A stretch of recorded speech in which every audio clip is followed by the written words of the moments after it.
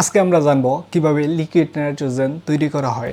Liquid nitrogen এর মধ্যে যদি কোনো কিছু দেওয়া হয় বা এর ভিতরে যদি ডুবানো হয় তাহলে সেটি মুহূর্তেই জমিয়ে পাথর বানিয়ে দিতে পারে।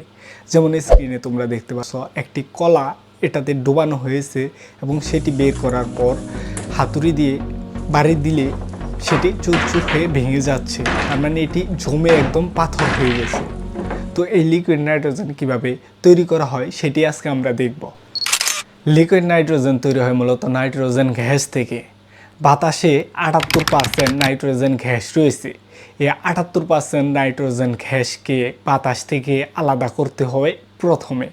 তার জন্যে বড় বড় সিলিন্ডারে করে বাতাস ভরে ফ্যাক্টরিতে নিয়ে যাওয়া হয়।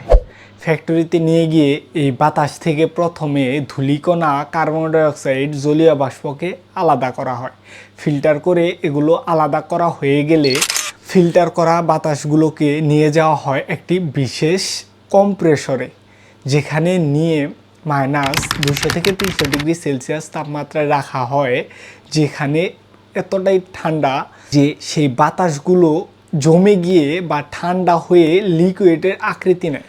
কার্বন ডাইঅক্সাইড লিকুইড হয়ে যায় -178 ডিগ্রি সেলসিয়াসে এবং অক্সিজেন লিকুইড হয়ে যায় -183 ডিগ্রি সেলসিয়াসে এবং সবশেষে লিকুইড নাইট্রোজেন বা নাইট্রোজেন গ্যাস লিকুইডে রূপান্তর হয় -196 ডিগ্রি সেলসিয়াসে।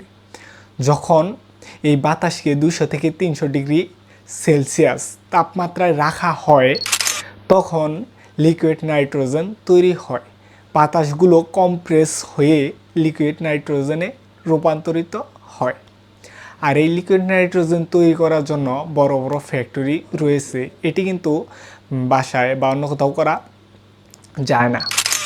আর তোমরা যদি এটি দেখো সেই ক্ষেত্রে লিকুইড নাইট্রোজেন এতটাই ঠান্ডা যে এখানে যদি একটি আপেল বা কলা রাখা হয়, কিছুক্ষণ ভিজিয়ে তুলে ফেললেই কিন্তু এটি পাথরে হয়ে যায়, মানে সরাসরি জমে পাথর হয়ে যায়।